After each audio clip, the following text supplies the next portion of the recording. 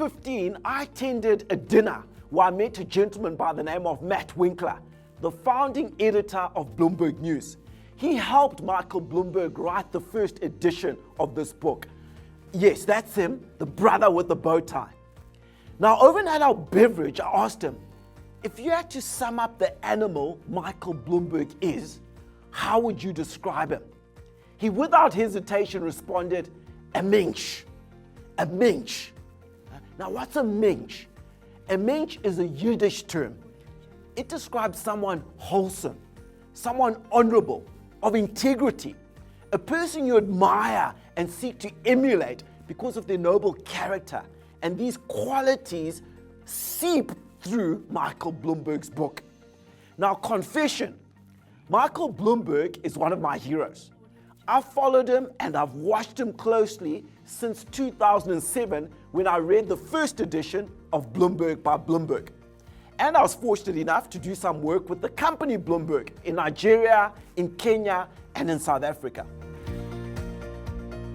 This is a fantastic book about life, its ups and downs, the values and the qualities that Michael Bloomberg relied on to build his company. It blends personal details, including his childhood, subtle insights on the tensions between married life and work, managing pride and ego, relationships.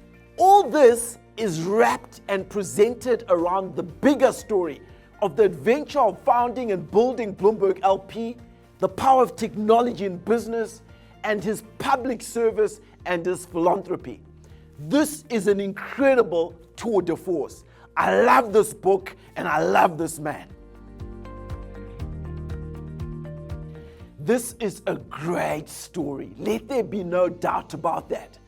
But the power in this book is in how the story is told through the animal that Bloomberg is. This book is bursting with dry humor. It's often hilarious. I was rolling with laughter in so many parts. And Bloomberg is incredibly candid, both about his virtues and his vices. He's not hung up on himself. And this just shines through. Don't misinterpret me though. This is a very serious and focused man. Now, the audacity in setting up Bloomberg, running for public office, and the ambition of his philanthropic work is mind-blowing. Personally, I loved his insistence on data-driven decision-making. His insights on people, on business and life, these were incredible. The execution discipline and the inclusive values he's built into the DNA of Bloomberg, the company. Bloomberg by Bloomberg is a living testament to building a multi-billion global business with purpose. Bravo, Mr. Bloomberg, bravo. So the opening chapter in this book is entitled The Last Supper. It describes how Bloomberg got fired from Wall Street in 1981, and it so captures Bloomberg's animal spirits. It reads as follows.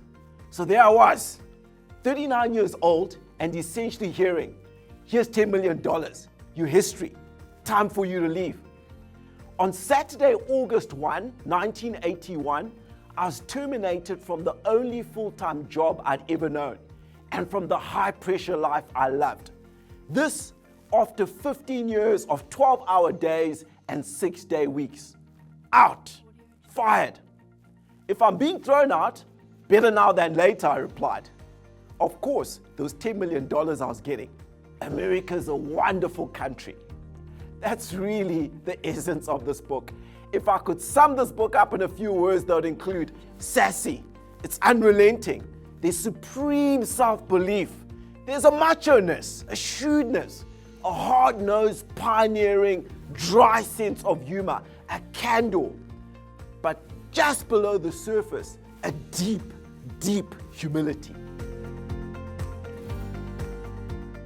In 2010, a community organization in New York City sought to open up a mosque. The site of the proposed mosque was a stone's throw away from the World Trade Center, which had been the ground zero of the September 11 terrorist attacks. It caused a massive political uproar in America, and there were many populist figures actively opposing the construction of that mosque. Two prominent individuals stood up and defended the right of that community organization to build a mosque at that venue. A Christian guy called Barack Obama and a Jewish guy called Michael Bloomberg. Bloomberg, who was the mayor of New York at the time, made a heartfelt and hard-hitting speech. I'm going to share some snippets for you. Of all our precious freedoms, the most important may be the freedom to worship as we wish. Muslims are as much a part of our city and our country as the people of any faith, and they're as welcome to worship in Lower Manhattan as any other group. He continued, political controversies come and go, but our values and our traditions endure, and there's no neighborhood in the city that is off limits to God's love and mercy. Bloomberg by Bloomberg is a masterclass in character and consistency. That is the greatest lesson. I love the man. I love the book. This is an excellent read.